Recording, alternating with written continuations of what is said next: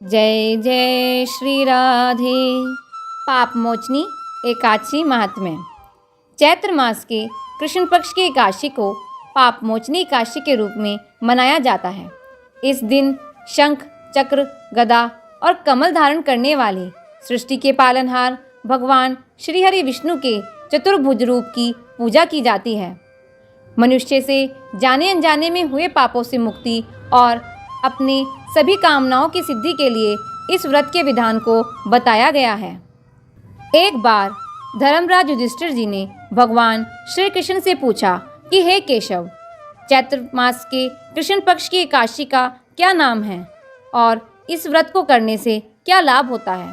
तब भगवान श्री कृष्ण बोले कि हे धर्मपुत्र, चैत्र मास के कृष्ण पक्ष की एकादशी का नाम पाप मोचनी है, अथवा इसे पापों को भस्म करने वाली भी कहा जाता है।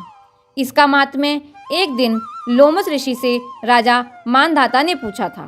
तब लोमस ऋषि ने बताया कि एक चित्रत नाम का सुंदर वन था, जो देवराज इंद्र का क्रीड़ा स्थल भी था। उस वन में एक मेधावी मुनि तपस्या किया करते थे। मेधावी मुनि भगवान शिव के परम भक्त थे। कई अप्सराओं ने मेधावी मुनि की तपस्या को भंग करने का प्रयास किया, किंतु वे सभी विफल रही। तभी एक मंजूघोषा नाम की अप्सरा ने मुनि की तपस्या को भंग करने का निश्चय कर लिया और वहीं पास में अपनी कुटिया बनाकर रहने लगी। वह रोज नए नए प्रयास करती। एक दिन उस अप्सरा ने मुनि के मन को हर लिया और मेधावी मुनि भगवान शिव का ध्यान करना भूल गए। मेधावी मुनि उस अप्सरा के साथ रहने लगे और ऐसे ही रास विलास करते करते मुनि को 57 वर्ष व्यतीत हो गए। एक दिन मंजूघोषा नाम की उस अप्सरा ने स्वर्ग जाने की आज्ञा मांगी। तब मुनि बोले, आज पहला दिन ही तो है, कल चली जाना।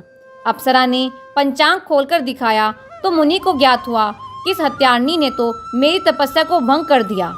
मुनि क्रोधित हो गए और उन्होंने उसे पिशाचनी बनने का श्राप दे दिया। अप्सरा बोली, मेरा उद्धार कैसे होगा।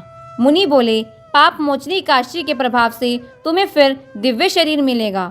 ऐसा कहकर मुनि अपने पिता चमन ऋषि के पास चले गए और अपने पाप से मुक्ति पाने का उपाय पूछा। तब पिता ने भी उन्हें पाप मोचनी एकादशी का व्रत करने को कहा। पिता की आज्ञा पाकर मेधावी ऋषि ने विधि पूर्वक इस व्रत को किया, जिससे उनके सब पाप नष्ट हो गए।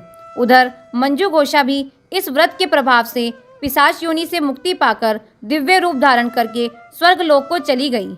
लोमस ऋषि बोले कि हे राजन, पाप मोचनी एकादशी के व्रत को करने से सब पाप नष्ट हो जाते हैं।